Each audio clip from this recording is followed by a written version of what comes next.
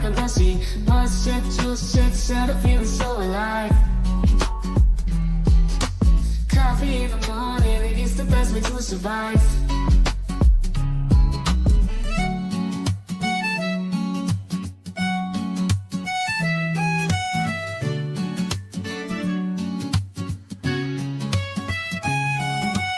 Woke up in the morning, sleepy eyes yawning.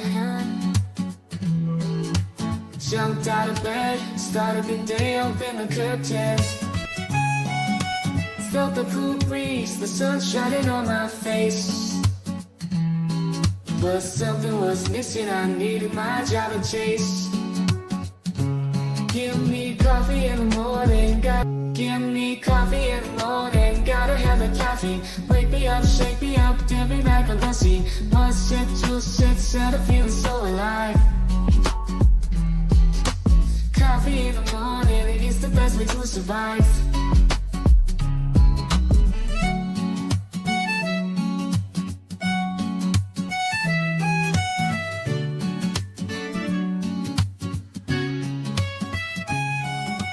Woke up in the morning.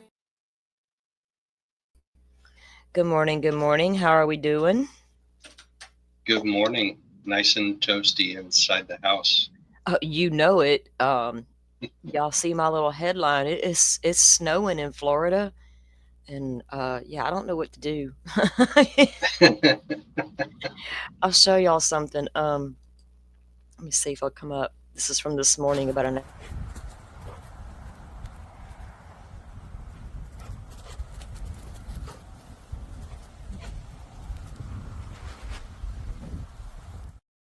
and it wasn't till like about 1 o'clock this afternoon, but I was outside earlier having coffee, and I came walking back toward the house, and like 3 or 4 little white things hit me in the face. I was like, what in the world? And then I went back to the door about 30 minutes later to look out, and boy, it was coming down good. So yeah, we got snow in Florida.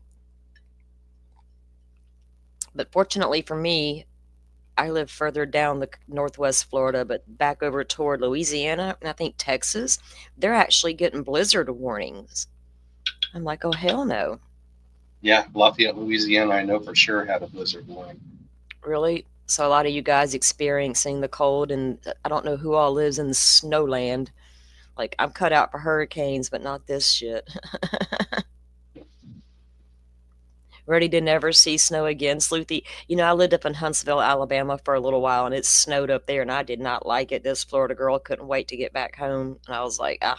But it has snowed here, you know, several times. I think when I was a kid in 77, it snowed pretty darn good because we were able to make a snowman and everything. We thought that was just the shit. But yeah, it's rare. My grandson got his wish, so he's excited. He's all bundled up right now and outside taking videos. Did you go get him a sled at Walmart? No, but he can get on his boogie board. See, Floridians, we have boogie boards. Oh, there you go. Yeah, he's got a couple of them out there. We love to go out to the Gulf and get on our boogie boards and ride some waves. So he can get out there on his boogie board. In fact, his dad ought to tie it to the damn four-wheeler and just pull him all around the field out there. Absolutely, yeah. I might do that later for fun. Yeah, maybe. I don't know if this snow is gonna last all day, but we are under a severe winter weather thingy that I don't like. I warned everybody to quit complaining in the summer because January was gonna suck, and they didn't listen. No. But So is that going to affect our orange juice prices now? you know, it might. If it depends if they get a hard. I don't think it's gonna. The snow is called for so far down south. We don't grow oranges up here in Northwest Florida. We are a different beast than South Florida, Central and South. And Central's where all your orange groves are down in that way. So chances are, now they have had problems in the past where, you know, they have like a lot of hard freezes that's damaged the crops, but I don't know. We'll have to wait and see. But down here, we don't grow the oranges or the palm trees. We have pines. I'm in the Redneck Riviera. So I was on Twitter I had an angle. I was going to go over some things this morning in the Sebastian Rogers case that came out that I thought were interesting, and we are probably still going to get to that as well. But I was trolling Twitter Yeah, blizzards on the Gulf, and we're not used to it, but we'll deal with it. I can stay inside and stay warm. But Sleuthy had dropped some things this morning on Twitter into a Google Drive, like she is excellent at doing, and I want to review some of that. And there was a news piece that I saw as well that I think pertains to some of that. So, sorry, I was sipping my coffee. Let me pull up the. And good morning, everybody. Welcome in. I'm sorry, I didn't mean to ignore everybody, but welcome in, Forrest. Glad you're here. Victoria, nice to see you. Teresa, Sleuthy as usual. Joe, appreciate you being here with us. Good morning, V. Um, Everybody, welcome in. We're going to get started. I'm not all sure what's in these new docs, but I think there's some interesting stuff. Let me pull up this news clip first, and we'll take a look at that. Let me get off X here. Joe, you said you got a live stream you're going to set up tonight. You want to talk about that a few minutes? Yeah, so I submitted a FOIA request to the FBI in the Delphi case, and it has to do with a third-party investigation by Cliff Murphy and Barency. And I kind of Joe, hold on misunderstood. one Yeah, go second, ahead. Joe. Everybody, can you hear Joe okay? He's a little bit low to me, but that Are you my low? I can turn on my mic volume. yeah, but my headset's been acting up, so Is that better? Can you hear Yeah. me better now? Yeah. Okay. I got the microphone on max now. Okay. But so that FOIA request was related to the third-party summary reports in Delphi, and they sent me back a denial letter to produce that report. So I think it's interesting, the wording of the reason why they denied it. So I'm just going to pull that up tonight and kind of talk about what we think that might mean, them denying that based on the reason that they gave. And it wasn't multiple reasons. It wasn't like you weren't specific enough, because I've been denied before because my FOIA requests were not specific enough. So I've learned my lesson, and I'm very specific. I requested it from one particular investigator for one particular period of time. And yeah, it was denied. So I got it back a couple of days ago. I've kind of been holding on to it just because there's been so much going on in the case, and people are busy for the weekend, and there's football games. So tonight, Tuesday night, 8:30 p.m., I'll pull up that letter, and I've already actually submitted my response to that, my appeal to the denial. So I'll go over that too. Yeah.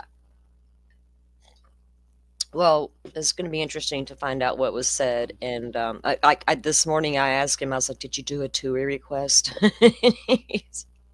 Because I don't know, we keep hearing so much about if you want anything from them, you got to do that TUI request. How do we get our hands on that? No, the FBI/DOJ has an eFOIA online request center that I went through, and they responded to it. I mean, they responded to it like they should have, but they denied it, and I don't agree that they should have. Sleuthy. Lord. Okay, now this news clip that we're about to play, I actually saw you drop it this morning, DB, and I went and found it, and I was like, okay, DB's onto something. Let's go see what this is about. And so, of course, I went and found it. So thank you. My Twitter friends are amazing. You guys are always putting out up-to-date, good information, and all I got to do is go take a look around, and boy, I find it. So she did me now. I got to waste my time writing a response. Yeah, no, yeah, definitely. I have one more appeal to go. My first appeal was denied, and I'm very, very carefully wording my second one. The first one I actually used YouTube's own language, but now I'm going to use the Copyright Act language to respond the second time. And I was telling Joe, guys, I don't know if I may have talked about it on the live, but I did like a video clip of something. And I used like a section of Fox. Oh, I know what it was. It was the interviews with Baldwin and Auger. And I did like a short or a video. I can't remember which one it was, but I used, I screen recorded them from Fox 59. They hit me with a strike, but not like Sleuthy and Joe got. I got like a copyright warning type of deal. I was like, really, Fox 59? You know what? Up yours. I'll never use your shit again. There's plenty of other stuff to do. There were plenty of things, but it's just getting ridiculous out there, if you ask me. Once you put it on the airways, it's kind of public, right? And if somebody sees something in this stream and they go and talk about it, I don't care. I'm going to pull up streams from time to time and review and talk about some of the things that were mentioned, because that's what we do. But anyway, they need to get over their asses for real. Okay, so we're going to start off with this little piece that I found this morning that DB had posted. I think this is it's pretty recent, so here we go. Oh, wait, I got to get the screen up, don't I? Duh. Okay. That snow will give you some brain freeze. I know. It's like that. I'm gonna blame it on the damn snow, y'all. Okay. This morning, attorneys for the man convicted of You guys can hear it okay. Make sure you let me know if you can't. murdering 2 teenagers in Delphi say there are at least 4 big mistakes made in this case that they say should be enough to overturn his conviction. Yeah, overnight, our 13 Investigates team got a copy of the information that was filed late last night. So Richard Allen is currently in prison, convicted of killing Libby German and Abby Williams nearly 8 years ago. Last night, his attorneys filed a motion to correct these so-called errors. They say those errors, which include newly discovered evidence about detailed confessions supposedly made by another person, a confession they say that fits with new testimony at Say what? Are they talking about Fields? trial about how the girls died. The defense also says Allen was moved to a state prison for safekeeping without attorneys on his side without a hearing. So the defense also says that the state allowed false evidence related to a white van that investigators say drove by while Allen was committing the crime. And the last issue is newly discovered evidence related to cell phone forensics. Now, the defense does say because of all of these issues, Allen's conviction should be overturned, or at the very least, he should get a new hearing. And we'll also be watching today, expecting a formal notice that Allen's plans for an appeal of his conviction. We'll, of course, have more details on all of that tonight on 13 News. Let's go. Okay. Sleuthy, sorry, I can't even talk this morning, guys. They're fucking this all up, she said. Sleuthy, do you have time to come up? I'm going to pull up the Twitter and look at what she had put in the... I didn't have a full morning to review all of it. What's going on here? It's my screen. Two of those 4 bullet points were quote unquote newly discovered evidence. So I'm really curious about that, because we saw all kinds of evidence, and everything we saw we didn't feel like was proof beyond a reasonable doubt, and now there's quote unquote newly discovered evidence. I'm really curious about that. Yeah, I think that's going to be in some of these things that Sleuthy put. Probably not this minute, but after you read through the motion. Okay. Which specific motion you want me to look at, Sleuthy? Because I'm about to go to your page right now on Twitter or X. I think that's the motion to correct, I believe, is what she's talking about. So, yeah, because she's got it right here in the Google Drive. She dropped it this morning. I was like, that's my girl. Okay. The motion to preserve specific evidence, and then there's a motion to correct error as well. Let's look at the motion to correct error at first here. Okay, let me get the screen up. Sleuthy Goosey Twitter. Let's see. Where'd it go?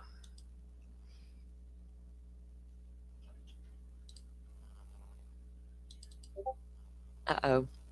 Hang on, I'm not doing something right, because it's just showing me Sleuthy's page and not showing you guys the actual document here. Let me see. Hang on. There we go. I think I fixed it now. Here we go. Okay. Thank you, Sleuthy. All right, so this is the defendant Richard Allen verified motion to correct errors. Comes now the defendant Richard Allen by counsel and files his verified motion to correct errors. The reasons that follow, the court should either vacate Mr. Allen's convictions or set the matters set out below for hearing.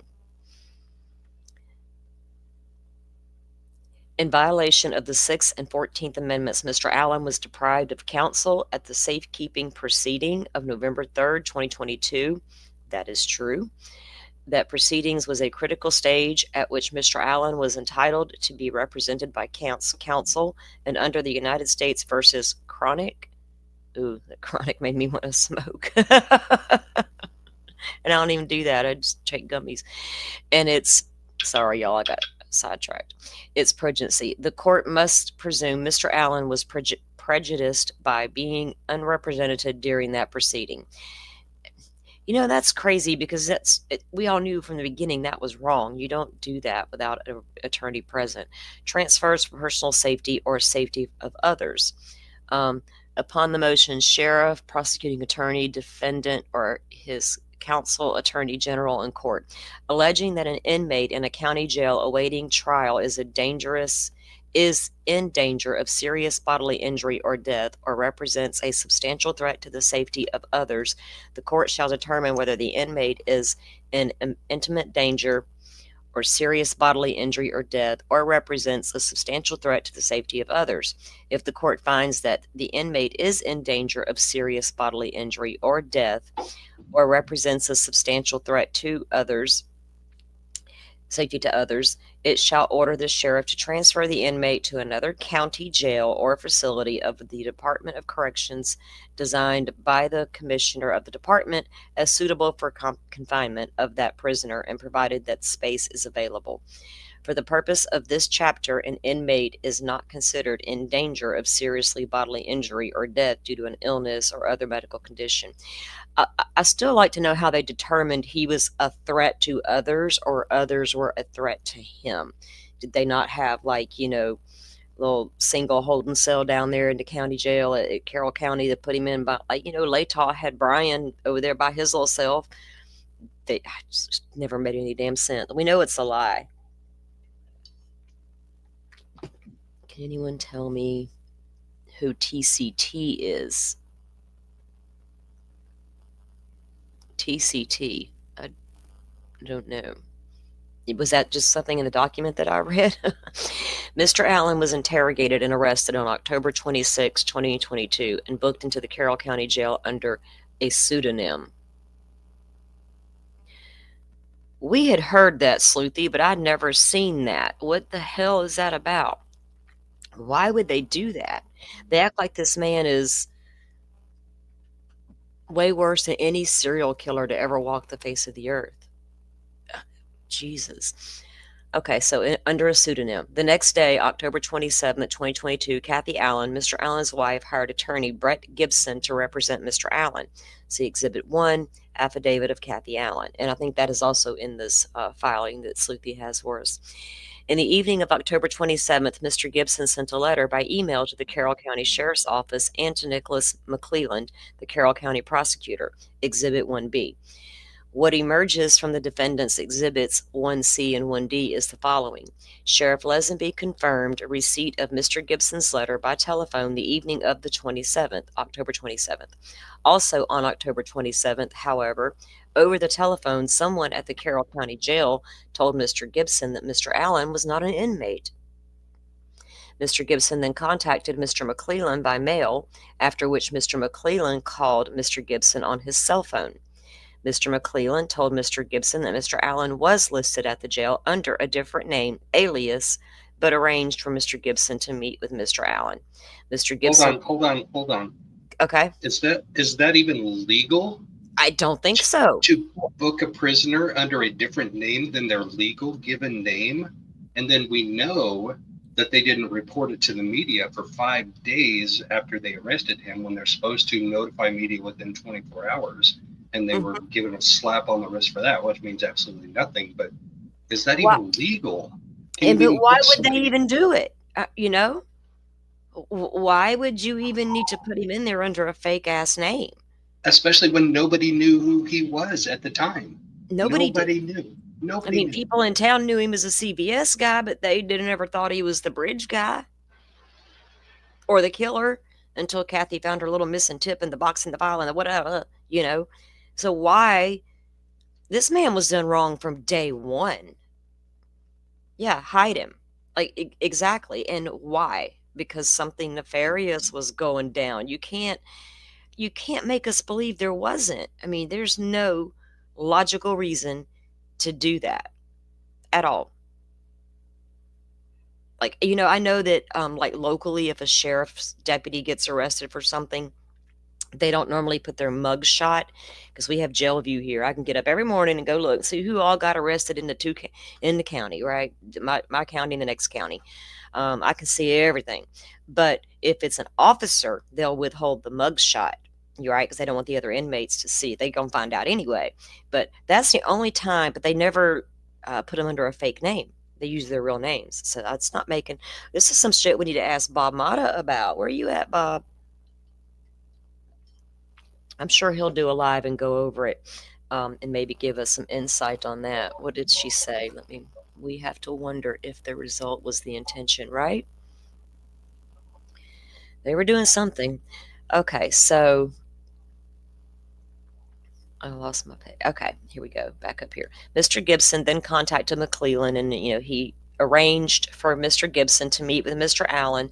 Mr. Gibson went to the Carroll County Jail, where someone from the sheriff's office took Mr. Gibson into a meeting room. It appeared to Mr. Gibson the regular jail staff did not know Mr. Allen was there. How in the hell? I guess if they called him a different name, was it Whiteman? Shall I call him Mr. Whiteman? Still on the evening of the 27th, Mr. Gibson met with Mr. Allen and advised him not to discuss his case over the telephone because calls would certainly be recorded. At about 10 p.m. on the 27th, Mr. Gibson called Mrs. Allen to say he would not be able to get Mr. Allen out of jail because he was going to be charged with 2 counts of murder the next day. Exhibit 1 on October 28, 2022. Without Mr. Allen, motion to correct error. Look, my coffee cup is like I got my big ass coffee this morning and it's in the way of my chat box. Yeah, I didn't fill mine up full enough. I'm gonna have to go refill. I'm gonna have to pause in a minute and go refill mine. I went to go make my second pot this morning, and my grandson had realized it was snowing, and I was like, I gotta make me some more coffee. He's like, you better. I was like, you want some? He's like, he don't even drink hot chocolate. He's a little weirdo. I was like, you're gonna be a coffee day for me. They put him in there under an alias of a person's real name. What?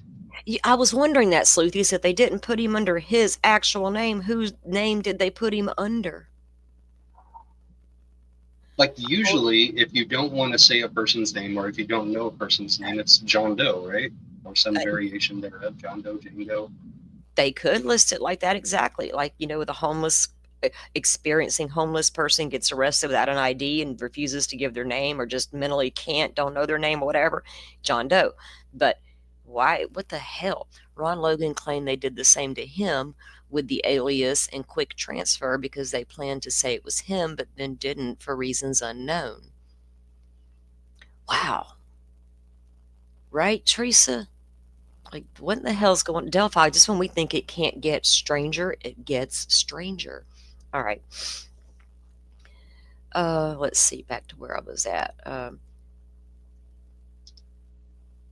Mr. Gibson present, even though Mr. McClellan and Sheriff Lesenby both knew Mr. Allen was represented by Mr. Gibson. Mr. Allen was charged with 2 counts of murder, and Judge Diener held Mr. Allen's initial hearing. Shortly after this initial hearing on the 28th, Mr. Allen was whisked away from the Carroll County Jail to the White County Jail without a safekeeping order authorizing the transfer. On November 1, 2022, a letter from Mr. Allen was mailed from the White County Jail to the Carroll Circuit Court. The letter and the envelope are part of the record in this case. In the letter, Mr. Allen requested that the court appoint counsel for him. Nothing in the letter indicated he was not already represented.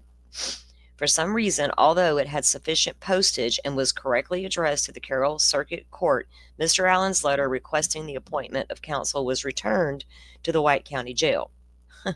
It was then remailed from there and is shown filed in this court on November 9th. That was an error. Under the mailbox rule, as a matter of law, Mr. Allen's letter was considered filed with the court as of November 1, the day this letter was mailed from the White County Jail. The prison mailbox rule, recognized by the United States Supreme Court, provides that pro se filings from an incarcerated litigant are considered filed at the time they are delivered to prison authorities for forwarding to the court. The safekeeping proceeding was plainly illegal from start to finish. First, Sheriff Lesenby transferred Mr. Allen to the White County Jail on October 28th with no safekeeping order in place. Next, Sheriff Lesenby had no standing to make the safekeeping request on November 3rd due to the fact that Mr. Allen had been illegally transferred to the White County Jail on October 28th. Once Mr. Allen was in the White County Jail, the White County Sheriff was the sheriff statutorily authorized to make a safekeeping request under Indiana Code. Because Sheriff Lesenby had no standing to make the safekeeping request, Judge Diener had no jurisdiction to consider it. Well, hold on. Okay. That's a complicated legal matter right there. Yep. He was illegally transferred to the White County Jail. Mm-hmm. Without a safekeeping order already in place. Okay, but Lesenby was the Carroll County Sheriff. So Yes. I'm curious why they're saying he had no standing to make a safekeeping request. And I'm not saying it's not true. I'm just saying I don't understand it. I think it didn't they say the White County had no, like, hang on. But Lesenby had nothing to do with White County, except that's where he transferred Richard Allen. So Right. it wasn't White County that made the safekeeping request. It was the county with jurisdiction over where the murders happened, and the sheriff of that county was Tobe Lesenby. So I'm curious what their argument is, how he had no standing and Judge Diener had no jurisdiction, unless they're saying because the prisoner was in a different county. So White County is the county that's to the northwest of Carroll County. Hang on, Sleuthy. Let me grab that girl. Let me get Sleuthy a link real quick. Yeah, I'm not saying this doesn't make sense. I'm just saying it doesn't make sense to me right now in this moment. Right. Maybe she can. Guys, I'm dropping a link in chat, but it is for Sleuthy, okay? Because I don't normally drop them in chat. Maybe she has some insight on that, Joe, that can help us understand a little better. You know what I mean? Can only pop in and you're good. We'll take you as long as we can get you, girlfriend. Okay. I was transferred between 5 county jails each time to what courthouse to Jessica. Okay. Sleuthy's not up here yet, so I'm going to continue oh, there she is. Come on up, girl. Hey, good morning. How are you? Good morning. I'd be better when all the snow is gone. I'm saying. I thought Florida was safe. I was ready to come back, but good Lord, if it snowed in there too, I don't know. Yeah, girl. Yeah, it's crazy. You live where you live, it snows a lot, right? In the over a decade that I've been here, we've never had a winter like this. I mean, it's my kid, he had his 2-week of winter vacation. He didn't go back at all the week he was supposed to. They had snow days every day. And then I think last week he went in one day for like a couple hours, and that's it. I mean, they're snowed in today too. So yeah. And he needs to go back to school. So yeah. This whole thing, we had talked about it, I think I don't remember where, but I know we were talking about with Michael, that because Lesenby moved him to White County Jail prior to ever requesting a safekeeping order or anything like that, at that point, a judge in White County and the White County Sheriff are the ones who had standing to request the safekeeping order, because at that point Richard Allen was no longer like under the care of Sheriff Lesenby or Carroll County. Right. That makes a lot of sense. And that's So the way I was looking at it, or thinking that it had occurred, because there was not a standing in place when they sent him there. mhm. So then he became under their jurisdiction. So that does make sense. So had Lesenby asked prior to moving him to White County for the safekeeping order, like once the safekeeping order was signed, Mhm. he could have then sent him to White County, but because he sent him out to White County first, he didn't have any standing then to ask for safekeeping on behalf of a different sheriff. That was the sheriff in White County's responsibility at that point. So once they transferred him over to White County, then they decide Lesenby that's when they decided to do the safekeeping order, which Correct. asked Like, backwards.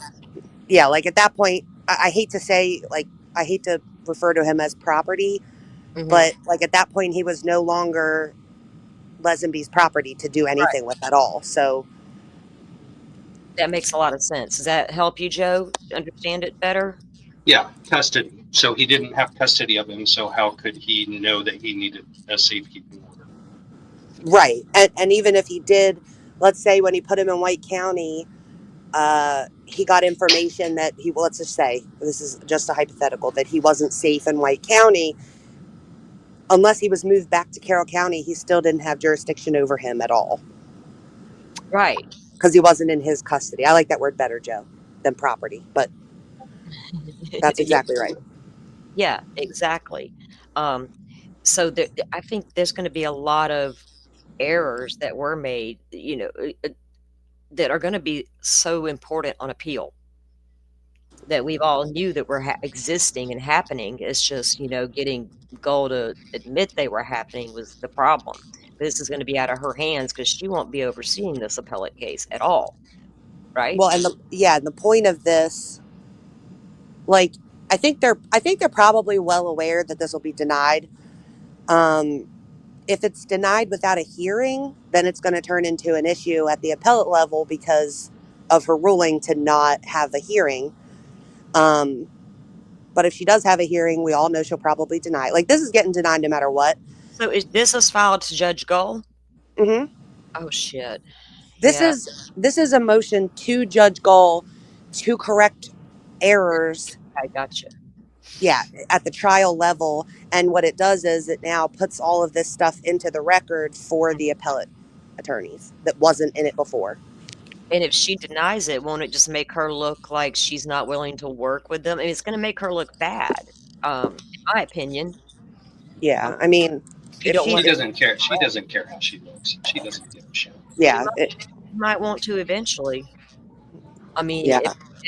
Because she might could get into trouble at some point if she knew this stuff was a thing. Hold on one second, guys.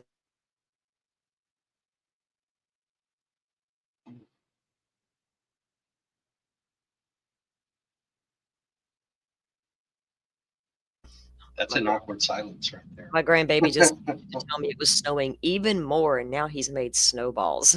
He's gross. I know. He's wanting grandma to bundle up and go out. I told him I'd go out there with him later. I get me my biggest mug of coffee and go. All right, Sleuthy's gonna pop in and out. Maybe she's busy this morning. I think she may be working. But I appreciate her coming up and explaining that a little bit. All right, so the safekeeping proceeding was plainly illegal from start to finish. First, Sheriff Lesenby transferred. Did I already read this part, guys? I got sidetracked. Yeah, we did. We read that. Okay. Second, Mr. Allen had the right to have a judge other than Diener decide whether to issue a safekeeping order at Lesenby's request. That is because Judge Diener had engaged in ex parte communications with Sheriff Lesenby, helping Sheriff Lesenby draft his safekeeping request in violation of Rule 3.10 of the Code of Judicial Conduct. Judges from it prohibits judges. Go ahead. If they're making that claim, do they have proof of that? Well, if they got dates, because they're listing specific dates, this stuff was all going down. So if they can prove he was brought into jail under a fake name. Why? And Sleuthy's got some exhibits in there. I'm going to take a look at those exhibits later, and maybe there's something in Yeah. there that Yeah, talks about that ex parte communication. Exactly. This is probably going to be a deep dive show. You know what I mean? That with these new filings that come out. But and guys, I know a lot of you probably saw my thumbnail with Sebastian Rogers updates, and I did intend to get to that. But I also wanted to get this because it just happened this morning when I saw it. So if I don't get to Sebastian today, I may do this afternoon. It's just some updates about some stuff that was going on and something interesting that I saw that I wanted to talk about. 'Cause I don't talk about that case very often because I'll get mad at the adults who are making a mess of it. But anyway, back to this. So I think most of you are interested in what we're talking about right now.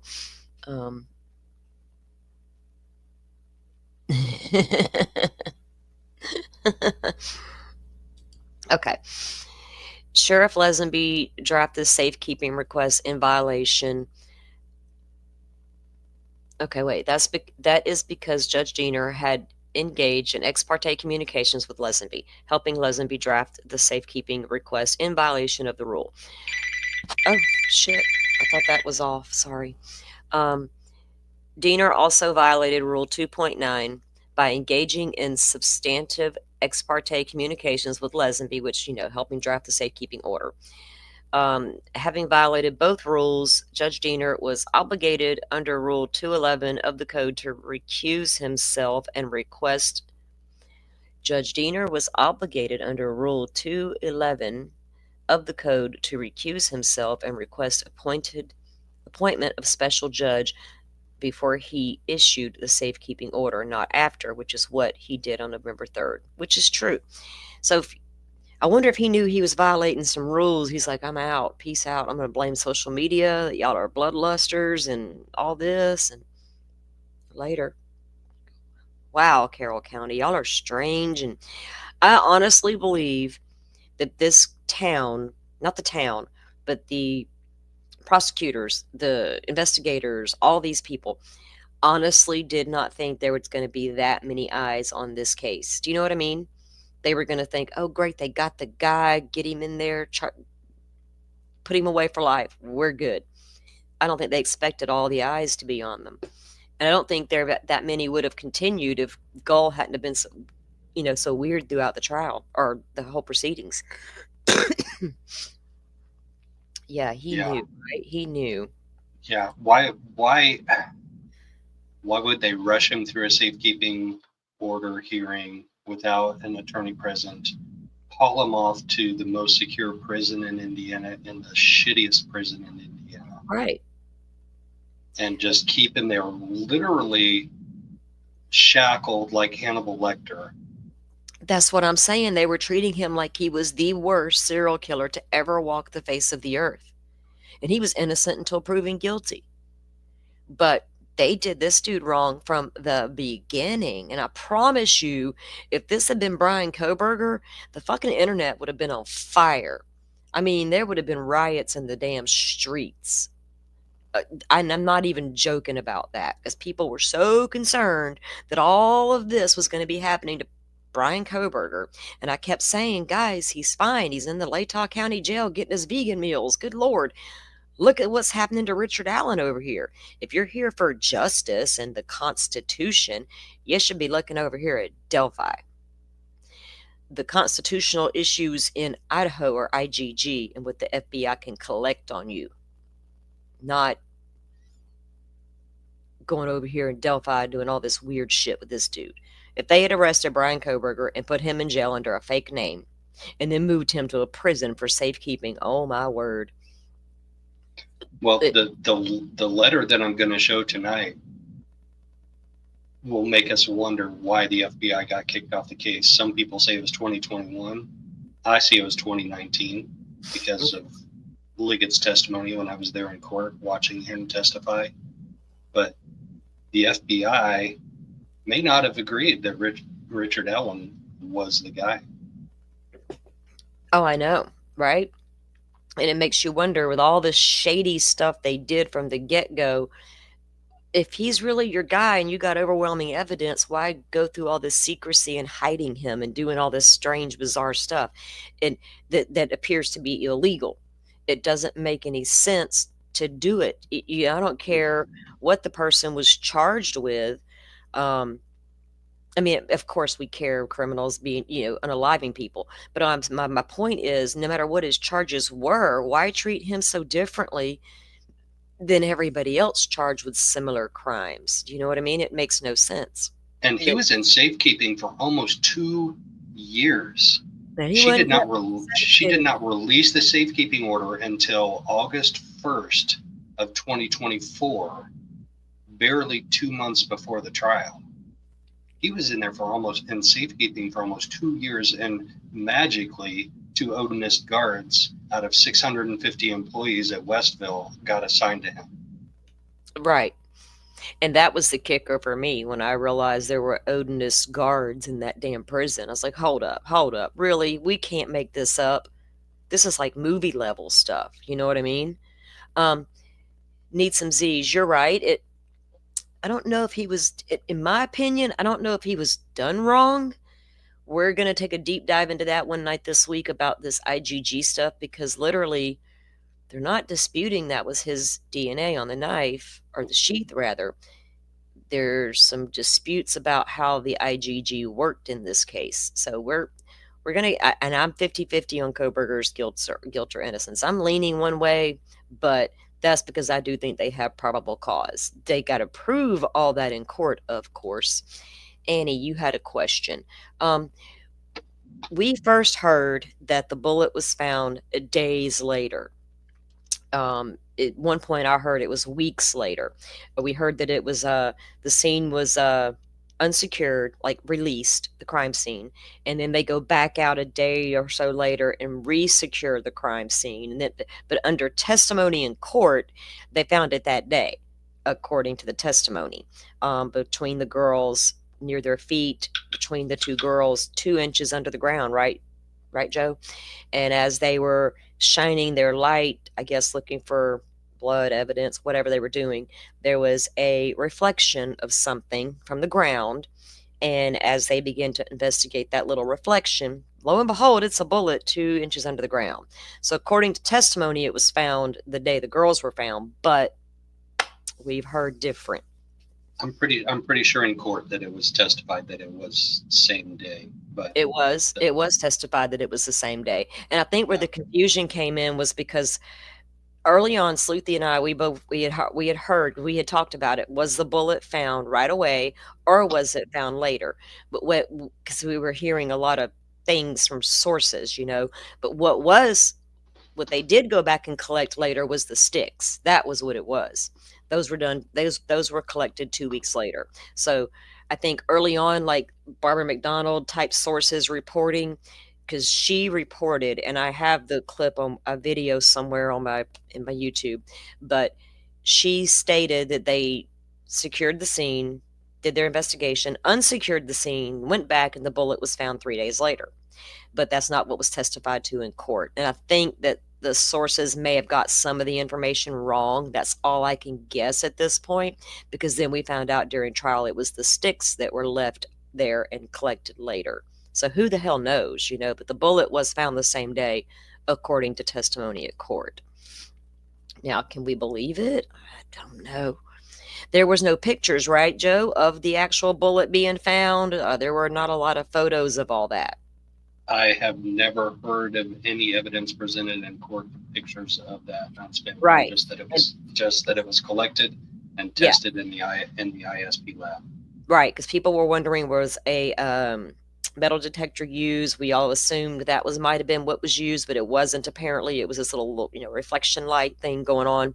But there was no testimony of our photos taken, which is a chain of custody issue alone, right? Yes, that was probed a little bit on cross, and apparently the jury didn't find it significant. Yeah. No, the jury didn't. Man, that one juror, if they all thought like her, I still can't get over you discount Muddy and Bloody. Well, I would have too, because Sarah was a little sketchy up there, incriminating herself and telling lies and this, that, and the other, being combative. I would have had to have discounted Sarah too, because nobody else saw a bloody, muddy man. But then they discounted the bullet. Like, how can you discount the one thing that tied him to the scene, according to the prosecutor and the expert? Like, that made no sense. We're all still confused about that one. Did the rest of the jurors feel the same way? Oh, forget that bullet. Forget everything. That's him. Ugh, weirdos. All because of the confessions in the white van? Can we get the white van guy on the stand, please? We have an objection. Okay, we'll go back to the document now. No pictures. Yeah, no pictures.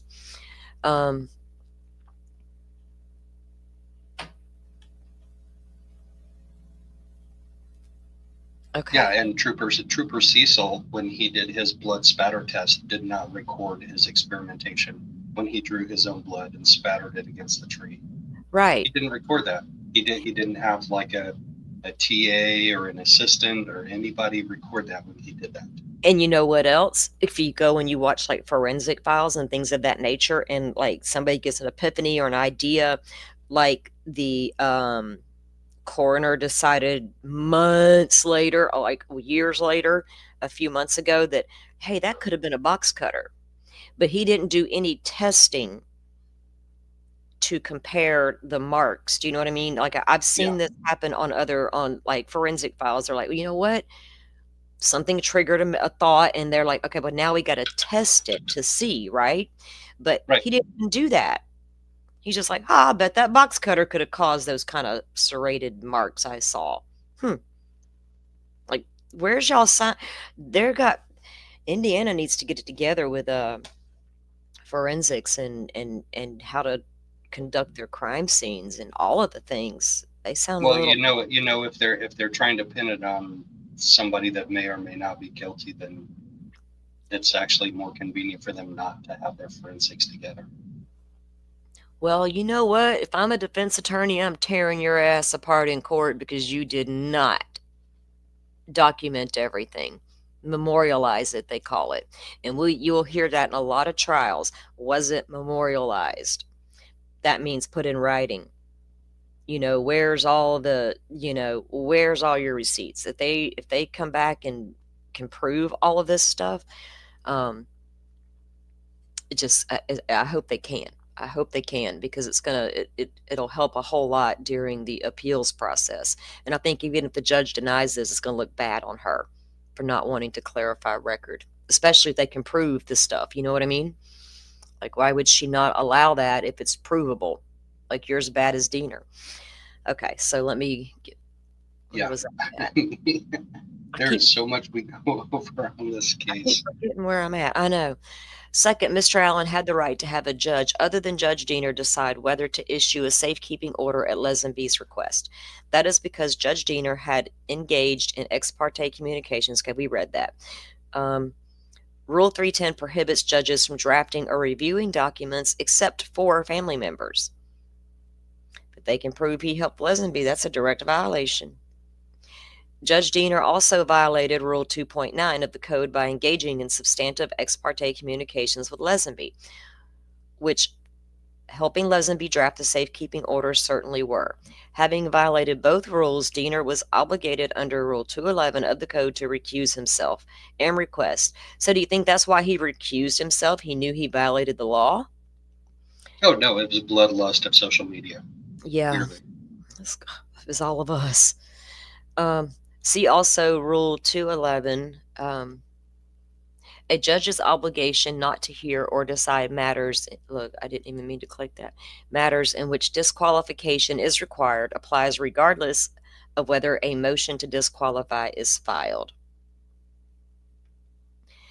Thank you. You guys, please leave us a like if you would. We'd appreciate it. It helps us out. And my channel is growing, Joe's is growing, and we have all of you to thank for it. We really do appreciate you being here. Third, Sheriff Lesenby, November 3rd, request by Sheriff Carroll County, Indiana, to transfer inmate from custody of the sheriff to custody of the Indiana Department of Corrections for safekeeping. Was not served on anyone. There is no certificate of service attached. Indiana Code requires a safekeeping request to be made by motion. Indiana trial rules and required that Sheriff Lesenby's motion for safekeeping order be served on the parties.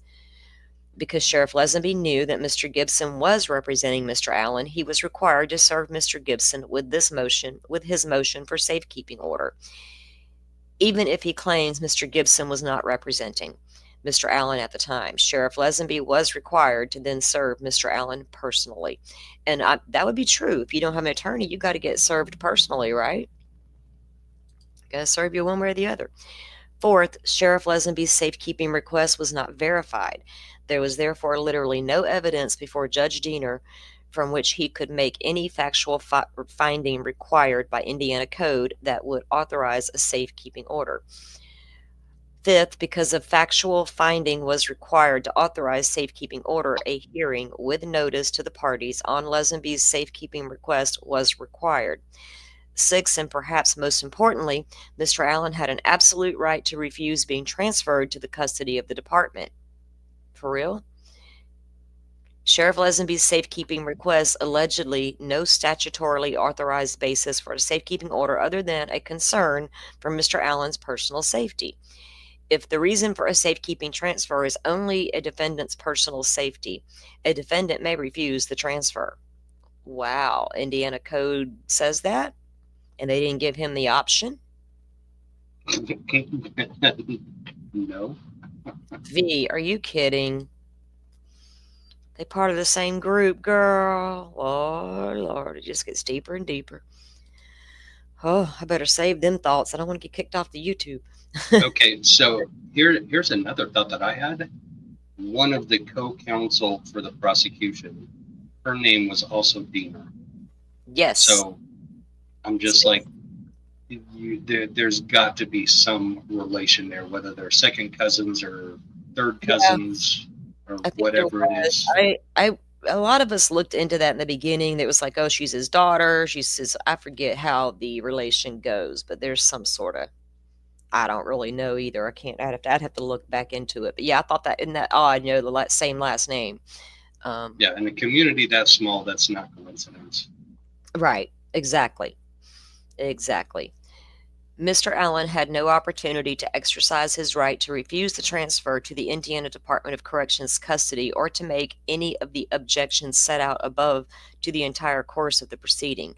This is for a quite simple reason. Mr. Allen, either personally or through his lawyer, Mr. Gibson, had no notice of the legal skullduggery that would land him. Skullduggery. I have my thing in my way too. Okay. That would land him in solitary confinement at the Westville Control Unit, Wabash Valley Correctional Facility, and Cass County Jail for 23 months pending trial. Because Mr. Allen had no notice of what was afoot, neither he nor his lawyer could make any of the arguments that would have necessarily prevented Mr. Allen's transfer. Finally, Mr. Allen's own absence from the safekeeping proceeding should be treated no differently from the absence of a lawyer to represent him. Indiana courts hold pro se litigants to the same standards trained lawyers. One consequence of this should be that the Sixth Amendment and Article 113A of Indiana Constitution should apply when a pro se litigant is excluded from a proceeding at which he or she had the right to be present and participate in.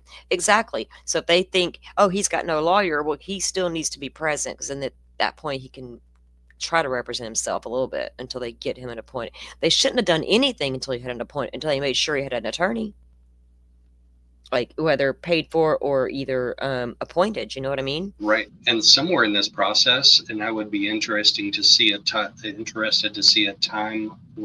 breakdown. She said when Defense Diaries is live now. Might help answer. Is he going over the documents, Jessica? Go ahead, Joe. I didn't mean to interrupt.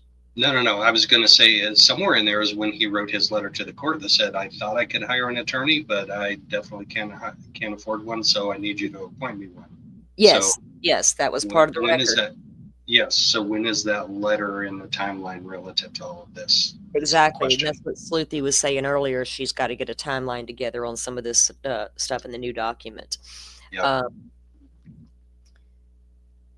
It is a violation of the Sixth Amendment to completely deprive a defendant of counsel at any critical stage of a criminal prosecution.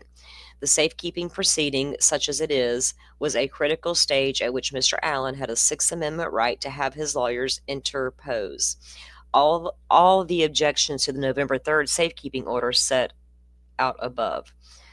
A critical stage is one holding significant consequences for the accused. And they cite case laws. Because Mr. Allen was entirely and unconstitutionally deprived of counsel at the safekeeping proceeding, the court must presume Mr. Allen was prejudiced by the that deprivation of counsel. And then they cite some more laws. Alternatively, Article 1, 13A of the Indiana Constitution provides, in part, in all criminal prosecutions, the accused shall have the right to be heard by himself and counsel. Section 13 affords citizens even greater protection than its federal counterpart.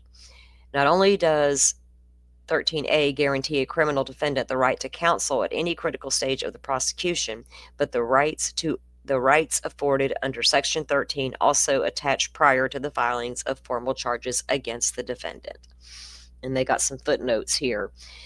The court need not speculate whether safekeeping proceedings have serious consequences for an accused. In addition to being moved hours away from his lawyers for over 23 months, Mr. Allen was unconstitutionally kept in solitary confinement in an Indiana Department of Corrections prison and was shackled, leashed, and hooded and deprived of human contact. That's so insane. Violation of due process for pretrial detainees to be kept in conditions amounting to punishment. As a consequence of that torture, Mr. Allen became psychotic short of his death. It is hard to imagine more serious consequences for Mr. Allen flowing from November 3rd safekeeping order proceeding. Wow. Yeah, and that's what we've all suspected. So this is his new attorneys that are putting this together, and I like it. They're putting together some really solid stuff from a legal standpoint.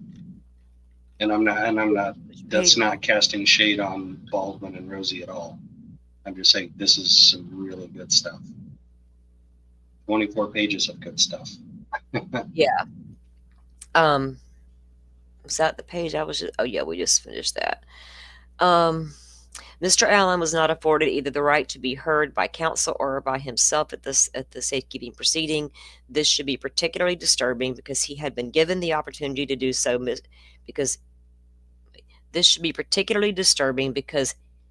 Had he been given the opportunity to do so, Mr. Allen had an absolute personal right to refuse the transfer. In the case, accordingly, the court should vacate Mr. Allen's convictions or set this motion for a hearing.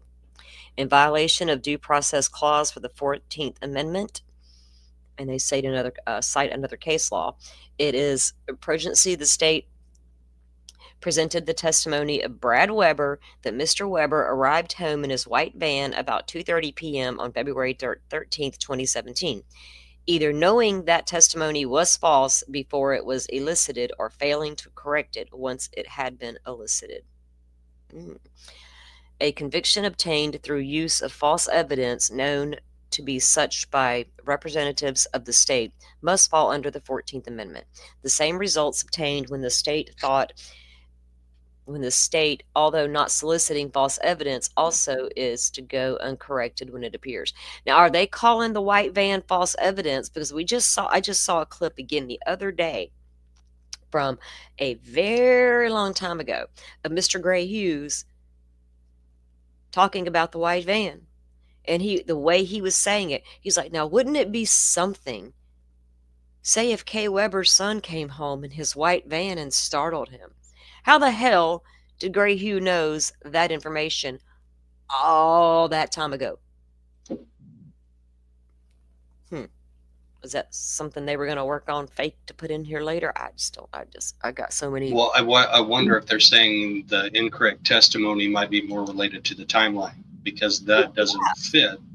The timeline of him arriving there at that point in time does not fit. Well, in the beginning, he'd said he was at a different time. Exactly. And he said he was going around and checking his ATMs. Checking the things, right? Right. So his story changed. Timeline changed to fit the narrative. Isn't that funny how that happened? I mean, people talked about Brad Weber for a long, long time. The whole 5 years this shit's been going on. 6 years for the arrest. Brad Weber was discussed a lot. It's just crazy. A conviction obtained through use of false evidence known to be such by representatives of the state must fall under the 14th Amendment. The same result obtains when the state, although not soliciting false evidence, allows it to go uncorrected when it appears. And then they cite a bunch of case law. At trial, the undisputed evidence was that LG's cellular telephone stopped moving at 2:18 p.m. on February 13th, 2017 for 7 minutes until 2:25 p.m. 2:18 to 2:25, there was no movement for 7 minutes. It then started moving again. Were they standing on the end of the bridge during that 7 minutes? It then started moving again and stopped moving at approximately 2:32. In closing argument, McClellan called it a hard fact that LG's phone stopped moving at 2:32. The state introduced an alleged confession by Mr. Allen to Dr. Monica Walla, a psychologist contracted by the Indiana Department of Corrections to treat inmates at Westville. In this alleged confession, Dr. Wallace stated Mr. Allen said he had abducted LG and AW on the south side of the Monon High Bridge and forced them down the hill to the south side of Deer Creek. Dr. Wallace said Mr. Allen said he was on the south side of the Deer Creek and was planning on essaying LG and AW when he was interrupted by a van. Dr. Wallace said Mr. Allen said he became scared when he saw the van. He saw the van. Was he standing on the south end? Were they standing on the south end of the bridge when that van went under the drive? Did the van not even see them? Because he didn't like nobody messing around his property. And if you're on the south end, you're very close to his property. He'd been known to come out with guns and get you off his property. So, I know he's got to look up to see them. But But if you look at that driveway, you're approaching the bridge, but you can't. Yeah, but the timing of that doesn't work with the down the hill video. The timing doesn't work. Yeah. Exactly. All righty. I was speaking of him not liking people on his property. When I was there, he had a trail cam up on the tree that's like right at the edge of his property. I put my face up to it. I remember you told me that. And said, yeah. I would have been. Hey, Brad, how's it going? I'd have been flipping it off. Like, what are you going to do? I'm not on your property. I'm on the edge of your property. What you going to do? You going to call Carroll County on me? I've heard about them. Bring them on. Okay. I'm sorry. Good morning, True Grit. Good to see you. Thanks for coming in. We're just going over the latest doc drops that Sleuthy put into her fabulous little Google Drive for us. She came up a few minutes ago, but she's working today, so she can pop back in later. There is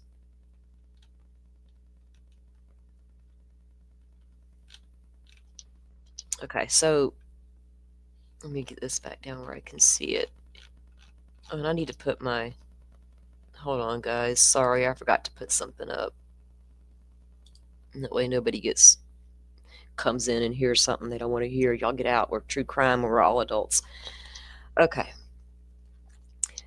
The state also introduced Weber's. Okay, I read that. About 2:30. Causing him. Okay, start over. The state also introduced the testimony of Brad Weber that he left work at the Subaru factory in Lafayette at 2:02 on the 13th and arrived home in his white cargo van about 2:30. Now, Joe, how long would that take? it takes at least 35 minutes, maybe 45. Really? So we got just under 30 minutes there. He must have been a speeder.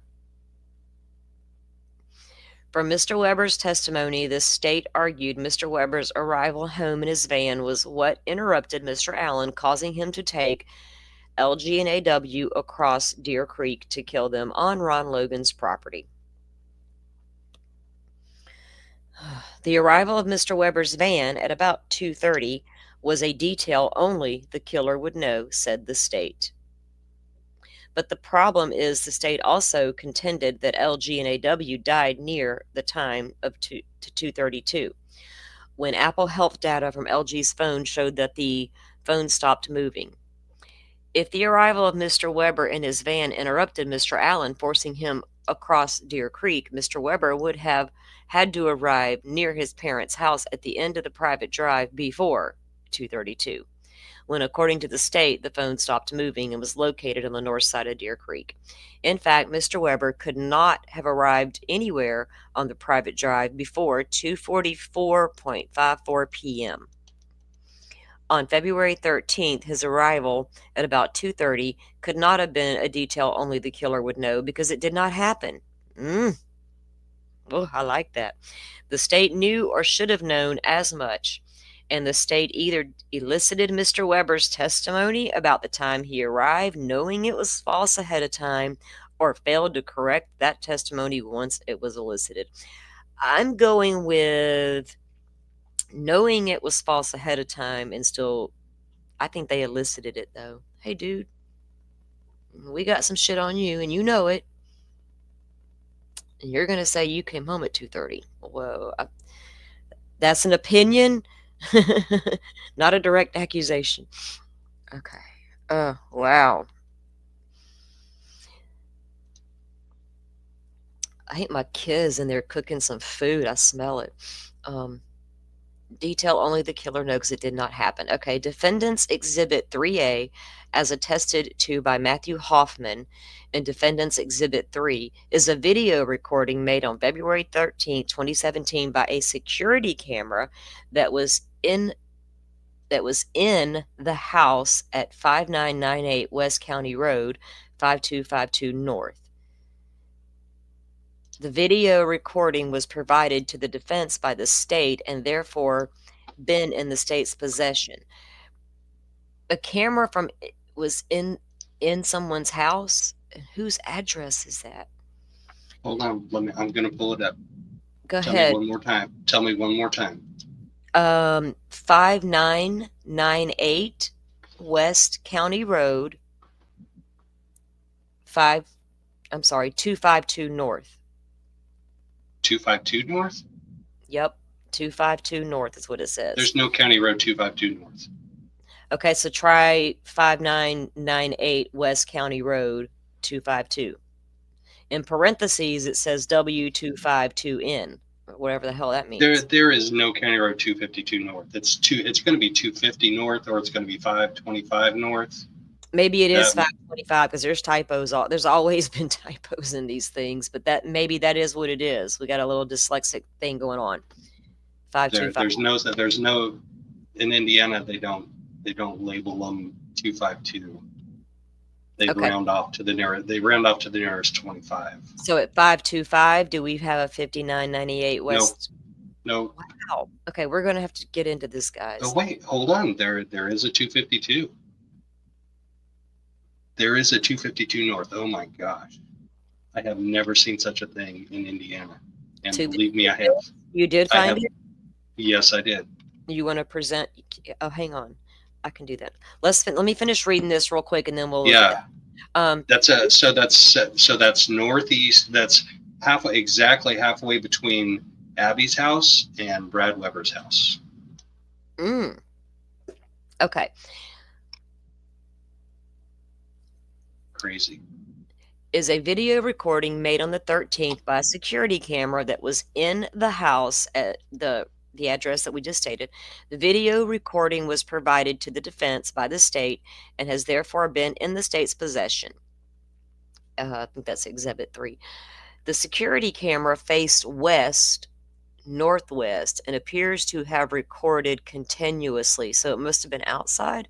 Based on the date and timestamps on the video, it appears that the security camera was set to record date and time information as part of the recording.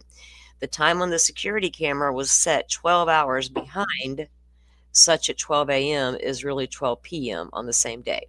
This is apparent due to the daylight and moonlight on the video and associated timestamps. The security camera had a wide-angle lens that captured video of traffic on W252N and County Road North 625 West, and the beginning of the private drive to the Weber property, which begins as a continuation, of North 265. Approximately 190 feet north of that road's intersection with 252 County Roads, good Lord, County Road North 625 and West 252 are the only roads which a vehicle could enter the Weber property. According to the time and date stamps on the security camera, Exhibit 3A shows a white vehicle going through North 625, entering the frame at approximately 2:44:33. Damn, they got Weber on camera coming home in that van. At what time? 2:44:33 p.m. I told you that was a lie. There's no way he could have gotten there by 2:30. Yep. Well, we all knew that he was up there lying on the witness stand anyway, but who the hell put him up to it, and why would he freaking do it? You know? But if they got him on camera, he's perjured himself in the because it says the state had this video. Go right back up here. If the state knew that, the video recording was provided to the defense by the state and therefore has been in the state's possession.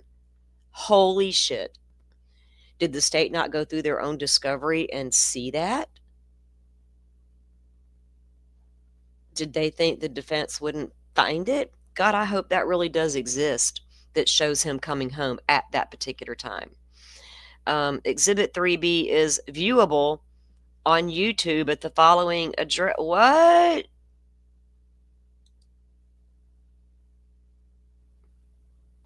Hold on, guys. Hold on. Yeah, you gotta pull that up. Hold on. Let me do this. Let me see. You gotta be pulling that up. Okay, this is it. Okay, let me start it from the beginning. Okay, play. Oh, let me get it bigger. Okay. What are we looking at here? This is the home facing the roads. There comes a vehicle on the left side. You guys see it? It's the van. Timestamp 2:44. See this pole right here? I'm going to back it up. And this is the pole. There's going to be a white van driving this way, going towards. Watch. I know exactly where this house is too. Okay. So here comes the van into the screen right there. Right there. See it? Is that white? That doesn't look white. It's a light colored vehicle to me, and it's a larger vehicle, like a van. That's a white van. You may have to pull it up on the document, look at it through a different angle. You know what I mean? I don't know. But to me, what do you guys think? Did you guys? Oh, here's another. What's this? I'm like, what the hell? Oh, see? That's the white van, dude. Can you see it? Did you guys see that? Oh, I saw it, yeah. I definitely saw it.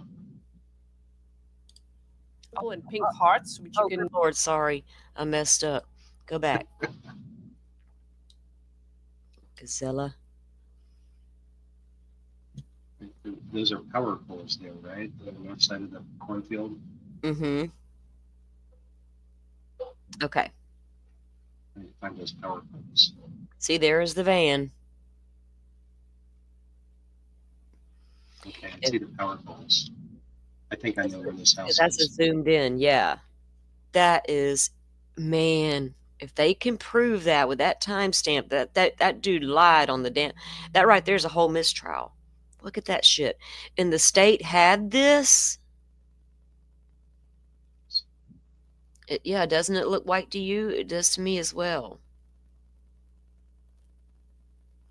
It doesn't look like bright Wow. white. It doesn't look bright white. No, I mean But it's probably a dirty white. I mean it's a work right, van. yes. You Right. know, we got a lot of dirty ass vans around here. I need to go top up my coffee real quick. Joey, let's see, hang on. So this is, guys, I'll get the link to this and drop it into my community tab so you guys can take a look later. And it's also on, if you go to Sleuthy's Twitter, you can pull up the Google Drive and that's where you can find this. Okay, so this is what we just watched, right? Yeah. Yes. And then there's So another. I've got my Google Earth up. So if you want to share that, then Let me do that. Let me get you up there. Let me, and I'll be right back though. I'm gonna go grab a cup of coffee. so here is the Monon High Bridge, right here. Here is Brad Weber's house, right there, and that is the private drive that eventually County Road North County Road 625 West becomes. Down here at this intersection right here, this house was Abby's house, where her and her mother lived with her grandparents. So that's at the intersection of County Road 200 North and 625 West. So that's just around the corner from where everything happened. So the girls were dropped off up here. There's the Mears Farm entrance right here. There's the Mears Farm. And this is that county road that boggles my mind. West 252 North. I have never heard of such a thing. 99.99% of counties in Indiana, they call that 250 North. So the way that they name county roads is how far they are from the meridian lines and the division lines of the county. So the east-west center of the county and the north-south center line of the county. 252 North means that it is 2.52 miles north of the center of the county. And they hardly ever round up like that to 252. But anyway, so it's one of these houses is where that video was taken. And I have a feeling it was this one right here. But I don't see any power poles that way. So I'm thinking if we zoom in right here, if you see those little lines on the county road, those are power poles. So those may be the power poles that we see from the video, in which case it's going to be this house right here that has the video camera, or this house right here that has the video camera that filmed that white van. So it's, yeah, because there's not a lot of houses, all right? There's not a lot of houses there. Nope. Y'all, I have a yard full of snow. Like, it is white. I don't have green grass. I have white everywhere. It's crazy. Go ahead. Yeah, True Grit. Yeah, honey, go to Sleuthy's Twitter, and she's got the Google Drive there with all this in there. And there's other docs in there as well that just came down. But this is the one we're going through right now. That's where you guys can find it. But I'll still try to drop the link into my community tab after this. Yeah. Go ahead, Joe. That's the county road. It's got to be, I think it's this house right here, because there's power poles you can see through the video, which are on the south side of the county road. So it would have seen any vehicle coming and going toward that private drive. Correct. And one of these over here is the Lieber house. I think it might be this one.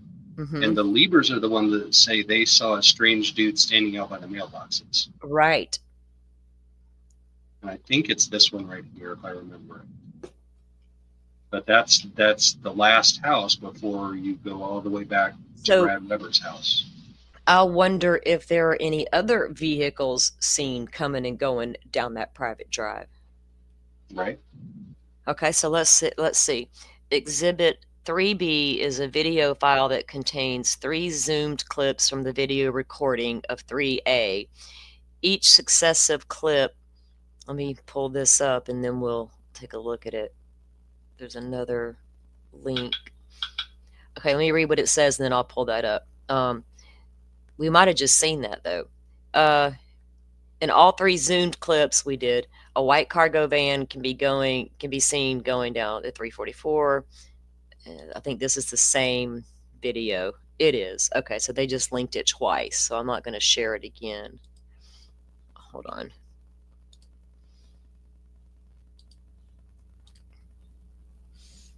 Although it's a different link, it's that one shows the zoomed in that we just watched. Exhibit 3C is a PDF with still photographs taken from Exhibit 3B at each magnification level. Exhibit 3 for each magnification level. Zoom level 1, zoom level 2, and zoom level 3 are 3 stills showing the white cargo van. Cargo van 1. Okay. Just before it passes the white sunlit house in the background on the west side of North 625, as it blocks the sunlit house, and 3, just as it passed the sunlit house, reproduced below is the first still photograph.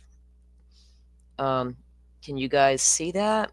They got a circle around of the van, and I can see it. I don't know if you guys can see it. Exhibit 3D is a photograph of Brad Weber's white cargo van provided to the defense by the state, therefore has been in the state's possession. The photograph of Mr. Weber's white van in Exhibit 3D appears to be at least similar to the white cargo van as it appears in Exhibits 3B and 3C. The zoomed in video clips and zoomed still photographs created from Exhibit 3A, the original security camera recording. Other video files produced by the security camera in the state's possession, provided to the defense in discovery and covering the time frame of 2 to 4 p.m. on February 13th, do not show any other van driving north on North 625 West into the private drive to the Weber property or traveling east on West 252 during that time. Exhibits 3A, 3B, 3C reflect that if Mr. Weber returned home in his cargo van, he could only have arrived home some minutes after 2:44. 12 minutes after the time the extraction of LG's phone shows the phone stopped moving at 2:32. Either the white cargo van shown in Exhibit 3A, B, and C is Mr. Weber's, with him arriving home some minutes after 2:44 on February 13th, or it is not. In either event, no white cargo van or any other van entered the private drive to the Weber property after 2 to 2:30 on February 13th. Man, how do you think, McClellan, you reading this, buddy?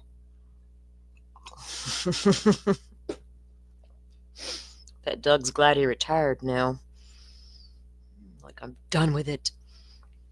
Okay. Defendant's Exhibit 3E is a redacted FBI, listening, Joe? Redacted FBI subject information sheet for Bradley Weber and is dated March 3, 2017. The unredacted version of Exhibit 3A was provided to the defense by the state and has therefore been in the state's possession. Exhibit 3A, the FBI subject information sheet for Mr. Weber, says on 2/13/2017, Weber's phone pings to parent's address overlooking crime scene initially at 2:50 and repeatedly pings around the property until 11:55. So that phone don't start pinging there to 2:50 and he's arriving down the drive at 2:44. Damn. And he's muddling around the property till at least 11:55.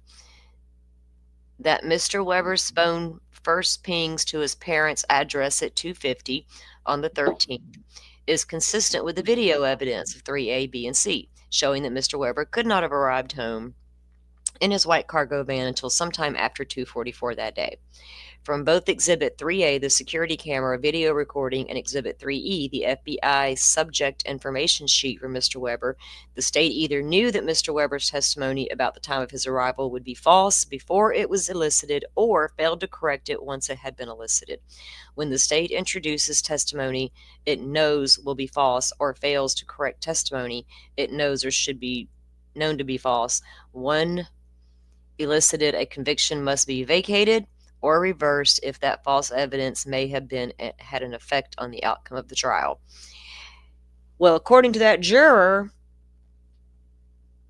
that testimony from Weber had an outcome. Affected the outcome. They found that credible, more credible than the bullet. And so if they can prove Weber got home later than he testified to, that could be game over.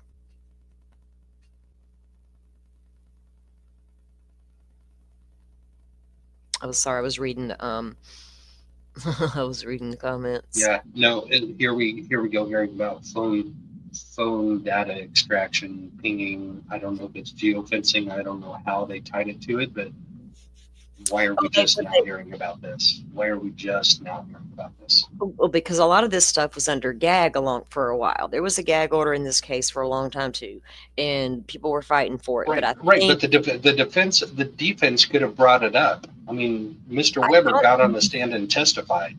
Why wasn't this brought up by the defense? I don't know. That's what I don't know if they just discovering this shit. Because we keep hearing, even from the Koberger case to the Delphi case to other cases, that there's so much turned over in discovery these days, and terabytes and terabytes and terabytes of this and this and this. When, they're wanting prosecutions to label it and tell me what's important here and what's not. And did they just find this stuff? Because I certainly would have brought that up. I would have been like, cue up that big old smart TV y'all got in here. We're about to watch a video of this man coming home at 2:44. I don't understand why they did that. I don't know. I got some thoughts on the defense, but I don't have bad thoughts about them, but there was some things I just didn't understand that they didn't do. Do you know what I mean? And that'd be one of them. Unless they're just finding all this out. I don't know.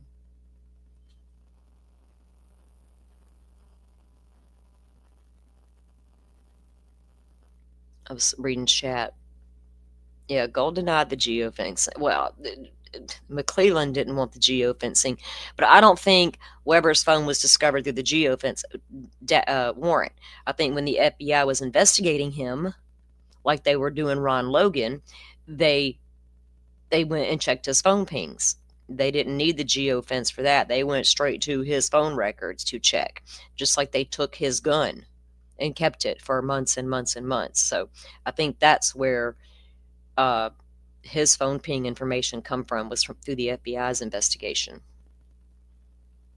I'm sure it was in the geofence warrant. Once the warrant was done, it's going to show up there. But I'm thinking initially they know where his phone pings were because they probably did a dump of his phone. I could be completely wrong about that, but I would assume they did a dump on his phone.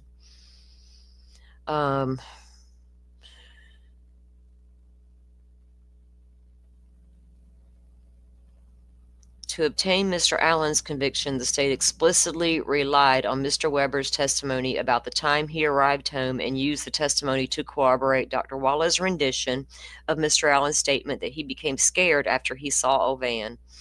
So he took the girls to the north side of the Deer Creek and killed them. You know what?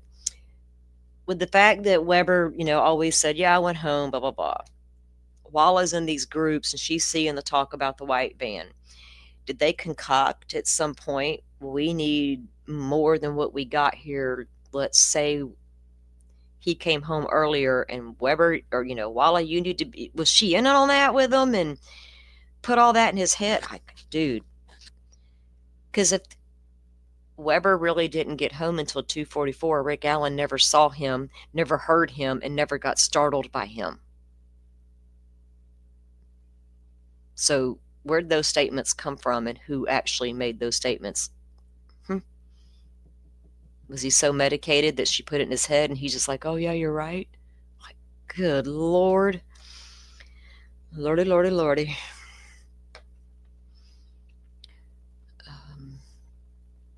Okay. I keep forgetting where I was at, guys. I'm so sorry. When the So state, go ahead. down the hill happened at 2:13. So that's more than a half an hour before he drove Mm-hmm. past there. Mm-hmm. Yep.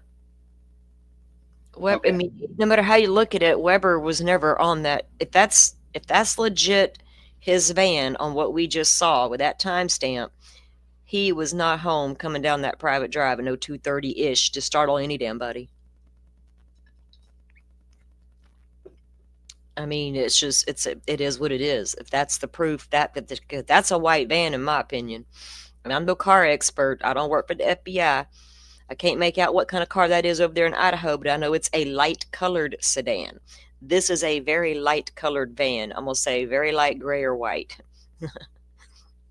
It's certainly not blue, black, or pink. Well, it could be pink, I guess. Light pink. I don't know. Okay, getting back to this for a minute. Let me see what time it is. It's already 11. Wow. Security camera video recording, Exhibit 3A, the FBI subject information sheet we already read. The introduces will be false. We read that. Okay. To obtain Mr. Allen's conviction, the state explicitly relied on Mr. Weber's testimony about the van. And this is what we just read. Dr. Waller's rendition of Mr. Allen's statement that he became scared after he saw the van and took the girls to the north side of the creek and killed them. This was the only statement allegedly made by Mr. Allen that contained any detail of the murders that might be true. The state therefore cannot show Mr. Weber's uncorrected false testimony about the time he arrived and did not have an effect on the outcome of the trial. Alternatively, were the court to find the state did not know or should not necessarily have known, they should have known the security camera video, the FBI's subject information sheet for Mr. Weber, then both exhibits constitute newly discovered evidence that would probably produce a different result at a new trial. See, either they've just discovered it, or the state never discovered it, or the state knew about it and was like, we're going to pretend that don't exist. And we're going to bury it so deep down, they won't be able to find it in time for trial. I mean, I don't know. That's insane. Accordingly, for either, my God, I just took a look out my window and I don't see nothing but white. Accordingly, for either reason, the court should either vacate Mr. Allen's convictions or set this motion for a hearing. I agree. You got to do one or the other. 2. Ron Logan's confession to Ricky Davis before May 15, 2017 is newly discovered evidence entitling Mr. Allen to a new trial. Say what? Dr. Kaur was the forensic pathologist who conducted the autopsies of LG and AW. His original opinion held for years about how LG and AW died was that two weapons were used, one a serrated blade and the other a straight-edged blade. For the first time at trial, having a eureka moment at his tool bench, Dr. Kaur opined that the girls could have been killed by a single box cutter rather than two different knives. Defendant's Exhibit 4A, as attested to by Matthew Hoffman in Defendant's Exhibit 4, is a redacted copy of a tip from the Orion database of tips dated May 15th. You mean that system that didn't work? In that tip, which the state always had, Ron Logan is alleged to have confessed to Ricky Davis sometime before May 15th, 2017, while they were in prison together, that he had killed LG and AW. I remember hearing about that. The material part of Ron Logan's confession to Ricky Davis, as it appears in Exhibit 4A, is produced below. Ron Logan's confession to Ricky Davis, as reflected in the tip in the Orion database and made a mere 3 months after the girls were killed, was detailed.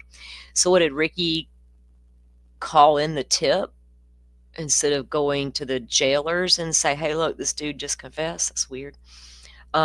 Law enforcement followed up on the tip, Defendant's Exhibit 4B, as attested to by Matt Hoffman in Exhibit 4, accurately reproduces the handwritten notes taken by Indiana State Police Sergeant Hansard about his interview with Ricky Davis on the June 21st, 2017, at the Newcastle Correction Facility regarding Ron Logan's confession to Ricky Davis.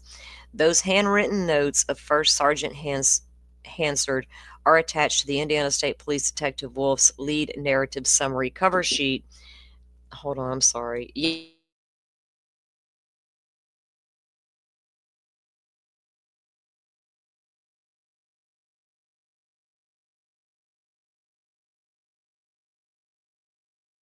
We'll make a snowman, I promise. Okay. Ankle deep. Good Lord. I may not survive it out there. Sorry, guys. Grandbaby's excited. Ron Logan's confession to Ricky Davis, as reflected in the tip. Let me get down. Okay. At the Newcastle Correctional Facility, Ron's confession to Ricky. Those handwritten notes of First Sergeant Hanson are attached to the Indiana State Police Detective Wolf's lead narrative summary cover sheet as it was provided to the defense in discovery. First Sergeant Hansard's notes of his interview with Ricky about Ron's confession provided even more detail. Do we have? Oh, there it's written. Okay. Hard as they are to decipher and subject to debate and correction, those notes reveal the following about Ron Logan's confession to Ricky Davis. Page 1 of Exhibit 4B is produced below. I'm not sure if I can read this, guys.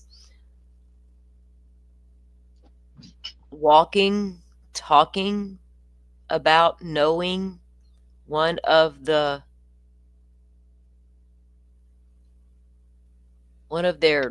I don't know. Joe, can you read this? Here it is. It's typed out. Duh. It seems to say, walking, talking about knowing one of their dads. To walk with them, one of them wanted to turn around, grabbed youngest shoulder. It's okay. Oldest freaked out. One said something about calling police. Sexual attack wasn't true. Originally not trying to go are them. Paranoid about probation. Felt like he crossed line when he grabbed the youngest one. Okay, so originally not trying to R them. So what was the intent? Right? Yeah. Unless he's Odin, and he knew one of their dads, and he always held ritualistic things in the backyard. This one says he started talking. Ironic, should have been in school. Well, that's sadistic as hell. Knew one of their moms waitressed at a bar. That's true. Animals walked with them. Willing to go check out horses. He XXX. He told them he had rabbits in the barn. Walk through the trails in the woods. Oldest paranoid didn't want to go. Youngest wanted to see horses. Guys down the hill. Okay, but how did he get them across the Deer Creek? It's the same with Richard Allen. Well, How did he get them? His farm and his land and his horses and his rabbits were across the creek. So how did he get across the creek, and how did he get them back across the creek? Did they go across the creek? Did they get in the vehicle? I don't know. Do we need to know? Did they walk? I mean, I don't know. If that camera doesn't see any other vehicles coming and going out of that road, that private drive, I mean, I could say, well, maybe Ron Logan put them in the vehicle and drove them away. Maybe anybody could have put them in the vehicle and drove them away, like we've all suspected. But wouldn't that camera that saw the van also see that car or other vehicles? The report says no other vehicles at that time. What does that mean? Plus or minus half an hour, plus or minus an hour, plus or minus 2 hours? What is at that time? Right. What does that mean? So this is saying, if this is from what I can understand, he knew one of their dads, he knew one of their moms. They liked the animals. He thinks he crossed the line by touching one of the girls. The oldest one, being Libby, was paranoid. She was probably hypervigilant. The youngest one wanted to go see the horses. Okay. This one seems to say, oldest turned to help the youngest. Oldest started looking and kicking. Youngest seemed. He now grabs oldest. He said he got hit on nose, scared he got blood on one of the girls. Pulled box cutter out, slit oldest one, hit an artery. Youngest scared, etc. Took little girl with him for a while. Never said where. He said he cut her to cut both necks.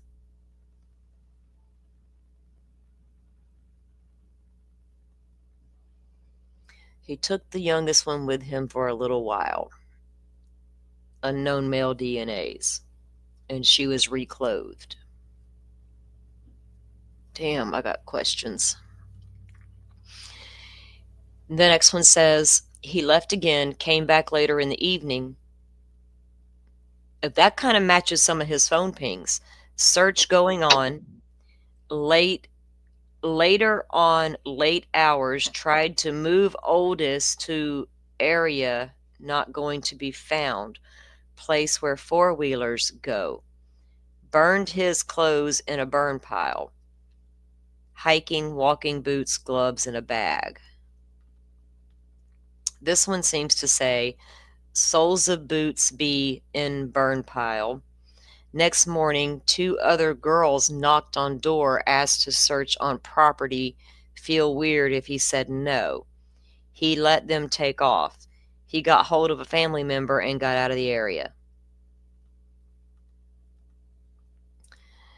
This one says, it seems to say, first time he seen them from the property, home, etc., guns, etc. During struggle, youngest girl not happened to friend to stand there, head, neck, artery. Defendant's Exhibit 4C is a handwritten note signed by Ricky Davis dated June 21st, 2017, the same day First Sergeant Hansard interviewed him. That handwritten note is attached to the same lead narrative summary cover sheet and is contained in the same file as First Segment Hansard's handwriting notes in Exhibit 4B. Ricky Davis's handwritten note about Ron Logan's confession to him says, Mr. Logan has made reference to killings in Delphi, Indiana. He told me he was the one who had killed those girls, that it got out of hand. He walked with them in the woods to his property, and the girls wanted to turn back. Said something about walking the, whatever that is blank. He grabbed the youngest girl to reassure her it was okay. However, they panicked, and he also panicked. He indicated he ended up cutting the oldest with a box cutter. He went on telling me that he killed both of them because it took too far. That doesn't make sense to me because of the creek. The creek doesn't coincide with that story. Not if they were willingly going over to look at animals. Would you want to cross a cold creek? The creek was flooded. He's not going to just. Let me ask you this. Let me just ask you this. Are you under the impression there's no way in hell they ever crossed that creek? Oh, no. They could have. They could have been forced to cross the creek, absolutely. But they're not just going to casually cross the creek to go look at some bunnies in a barn. Probably forced. You can't believe what Ron Logan fucking says. The man's he is a liar. Now we know he lies. I don't know if I believe word for word, because if those girls want to cross that creek, they were forced.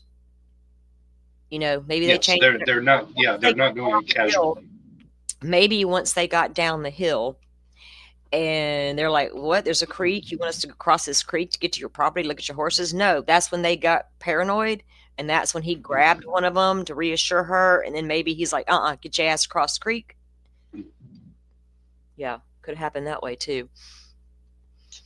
Unless they proved to me there was some vehicles coming and going on that private drive. I need to see that whole entire day's worth of video. I want every car accounted for that went up and down that private drive that whole entire time on the 13th. So Yeah, in if they have that 1 minute of video footage, they should have all the video footage, just like the Hoosier Harvest exactly. one. Yeah, well, exactly. Yeah, they didn't cross the creek for fun. I mean, yeah, it was way too cold. I mean, no one believes they just crossed it like, oh, let's just traipse across. Now, on a good day in the summer, probably when the water was warm, creeks are cold, but it was not always very deep. And you could have easily crossed that creek in multiple places that would have been like ankle deep, that knee deep. But Need some like Z's. Joe was Need some. saying, Need what? some Z's. Need some Z's. The creek has everything to do with it because the south side of the bridge is south of the creek, and the girls were found north of the creek. So either they crossed the creek before they were unalived, or they were picked up in a car on Brad Weber's Drive by Brad Weber's house on County Road 625, Well, the and driven prosecution around to the north side by the cemetery and taken down to that area. But the creek has everything to do with it. the prosecution says they were forced to cross the creek. So that's where that came from. Down the hill, and there's more video that we haven't seen. I'm convinced of it from Libby's phone or audio or something. But according to the prosecution, they were forced down the hill and then forced across that creek. So that's where that comes from. Some of us don't believe they ever crossed the creek. Some believe they could have been taken away in a car from the private drive and driven, like Joe said, back to the cemetery to that area, because that could have been done as well. But not according to the state. They're saying they crossed that creek. So in addition to the other details that fit the known facts, Ron Logan confessed to Ricky Davis that he used box cutters to kill the girls. If instead, for the rest of the time at Mr. Allen's trial, Dr. Kaur said 7 years earlier said the girls could have been killed by a box cutter. There would certainly have been probable cause to arrest and charge Ron Logan with the girls' murders. As it was, the FBI, 2 months before Ron Logan's confession to Ricky, had obtained a judicial finding of probable cause to search Logan's property. And that's true because the county didn't search it. The FBI searched Ron Logan's property. Now, why wouldn't the county? The girls were found there. Why would you not? Why would you not? That's probable cause, if you ask me. Under the circumstances, Dr. Kaur's trial testimony about a box cutter possibly being used to murder the girls makes Ron Logan's confession to Ricky Davis newly discovered evidence that would either be admissible through Ricky Davis, through rules, okay, or through First Sergeant Hansard under the Due Process Clause for the 14th Amendment. Defendant's Exhibit 5, the affidavit of Stacey Eldridge, states that dirt or water damage to the phone could not have caused the auxiliary jack. That's just the footnotes that we already know about. At trial, Mr. Allen introduced evidence through the testimony of Stacey Eldridge, a digital and mobile forensic expert, that someone plugged wired headphones into the auxiliary jack of LG's phone at 5:44 p.m. on February 13th. And unplugged at 10:32 p.m. the same day. To counter this, the state offered the results of a seat of the pants Google search by First Sergeant Cecil. God damn, Google search. The state's phone expert. Hold up, I'm an expert, but let me Google this real quick. That's our job, dude.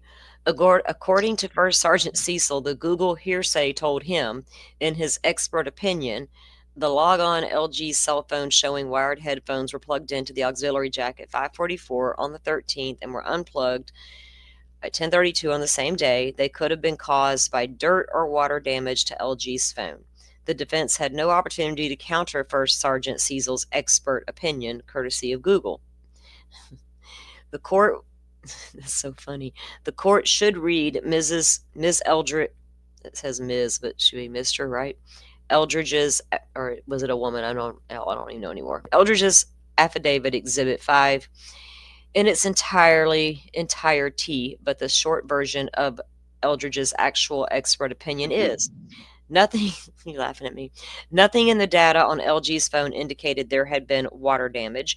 None of the reports or extractions related to LG's phone created by law enforcement officers reflect dirt or water damage to the phone. Photographs of LG's phone taken by the Indiana State Police did not show the phone to be wet, dirty, or covered by debris. Mrs. Eldridge is unaware of any scientific or technological research suggesting that water or dirt damage to an iPhone 6S would cause the phone to the inaccuracy log wired headphones or what'd you do? Collect snow? Yeah. Okay. The phone stopped moving at 2:32 on February 13th. At trial, the state contended LG and AW died close to that time and hid the phone under the body. And AW hid the phone under her body before she died. And I always wondered, that come out at the very end of the trial or during their little press conference? Like, how do they know she did that? How do they know she hid it? That's how that happened or how it got there. They don't know that. The state also provided testimony by former Delphi Police Chief Steve Mullen and Indiana State Police Lieutenant Jerry Holman that there was no evidence that Richard Allen returned to the location where the bodies were found after allegedly being spotted by Sarah Carball at approximately 3:50. Eldridge's actual expert opinion that wired headphones were plugged into LG's auxiliary port at 5:44 on the 13th and unplugged almost 5 hours later were credited by a jury. The state's narrative is impossible. Someone other than Richard Allen was handling LG's phone multiple times long after the state contended Mr. Allen left the scene before 4 p.m. Eldridge's opinion that dirt or water could not have caused the LG's phone to log wire headphones being plugged in, log-wired headphones being plugged in to and being unplugged from the phone on the 13th exculpates Mr. Allen and would probably produce a different result at a new trial. According to the court, should either vacate Mr. Allen's convictions or set the motion for a hearing. In conclusion, the foregoing reasons Mr. Allen respectfully requests the circuit court either vacate his convictions or set the matters above for a hearing. And I agree based on what we've just heard. They need that and absolutely need a hearing for that. Especially if they can prove and look, these were signed by his regular attorneys, Joe, not the appellate attorneys. Was it Rosie and Baldwin? Yeah, Baldwin, Auger. I always do that. OJ, sorry, Baldwin. Yeah, it's right there on the screen. Submitted by his counsel, Andrew Baldwin, Jennifer OJ, and Rosie, because this is a motion being filed to Gull to correct the error. So this isn't about the appellate yet, or the appellate attorney. To correct an error during the trial that they were counsel for. Okay, right, I got it. Right. Mm-hmm. Exactly. I'm going to try to get caught up on the comments real quick. Let me see something here. I wanted to pull something up and take a look at it real quick. Okay, I think they have a motion to preserve specific evidence. It's not real long. We'll take a look at that real quick.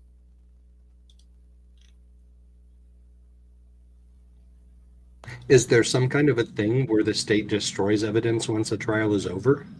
I think in some cases it can be, but it has to be like year after, like not until after all the appeals processes have been made. Not everybody's going to make an appeal process. You know what I mean? But in case they do, honestly, it probably varies state to state. And this is Indiana, so you never know. They already said they weren't going to preserve some of the stuff in one of the previous filings. I forgot what that was, though. I'll have to go back and look. Was today the last day to file, or is that for this? I don't know, V. I think it might have been yesterday. I think it might have been yesterday. The 20th. I think it was the 20th, if I remember right. Okay. All right. This is, of course, Indiana versus Allen. Honorable Judge Gull. Motion to preserve specific evidence comes now. Rick Allen by and through his counsel. Let's just skip all that part. Okay. Richard Allen's, hang on.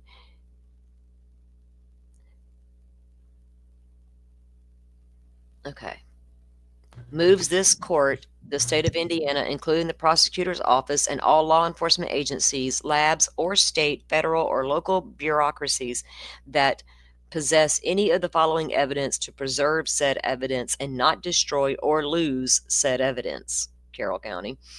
Said request is made for the reason that said evidence may be used at any future trials should this case be ever be retried, or may be used by future post-conviction lawyers in the event that the matter is not overturned by appeal.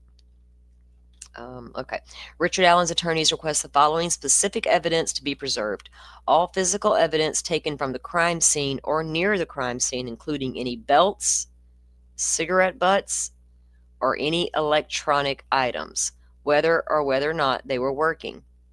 Interesting.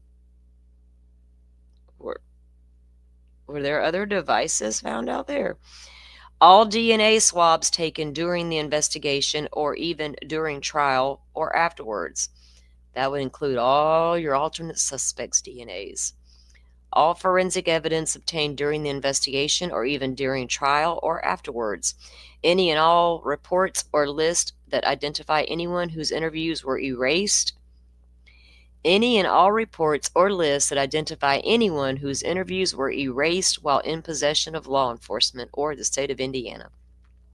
All evidence identified on the state of Indiana's exhibit list or that may be exculpatory by nature or in nature, The items identified in 1 through 5 are not intended as an exhaustive list of items that the defense is requesting this court to be order preserved, but rather are a few of the specific items that the defense is requesting following this court's previous denial of the defense's request to preserve evidence. I knew that they had done that for lacking specificity. I can never say the word specificity. Specificity. But remember, they filed it and to preserve, and then the judge came back and said you weren't specific enough. Like, how specific do you got to be? Reserve all the damn evidence. Like, you want piece by piece.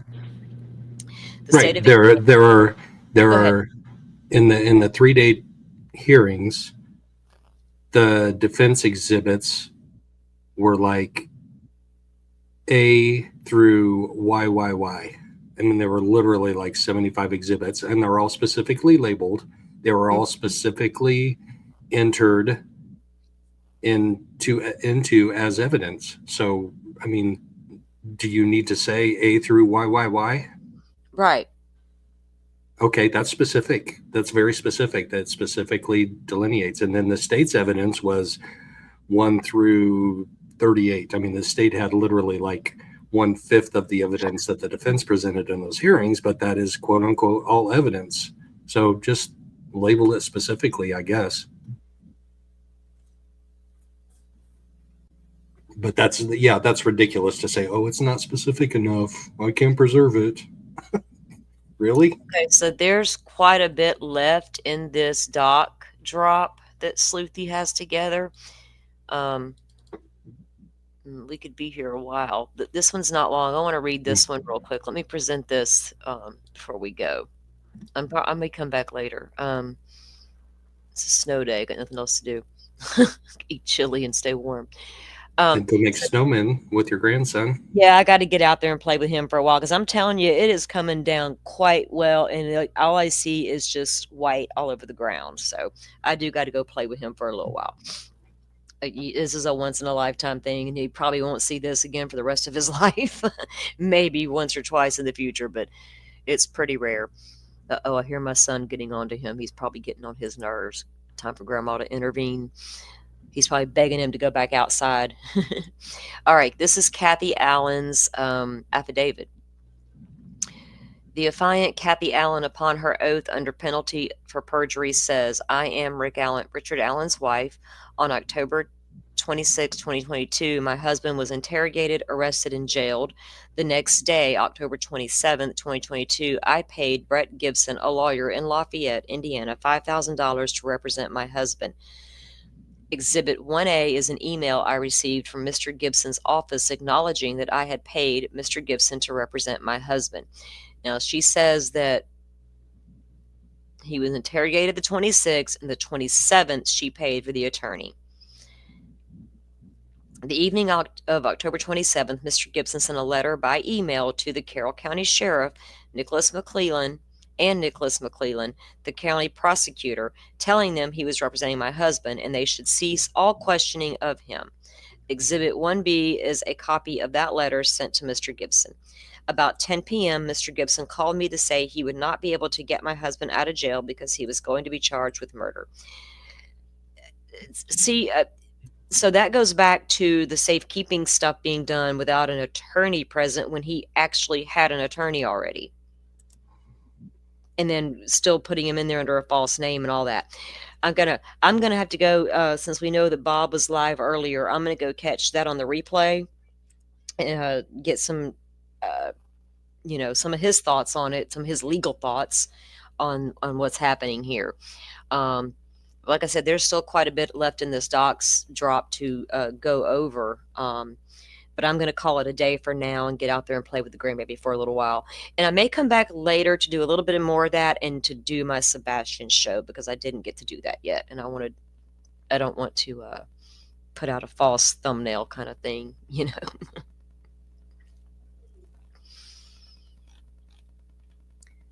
The defense is not just talking about evidence presented in court. They're talking about all evidence. Exactly.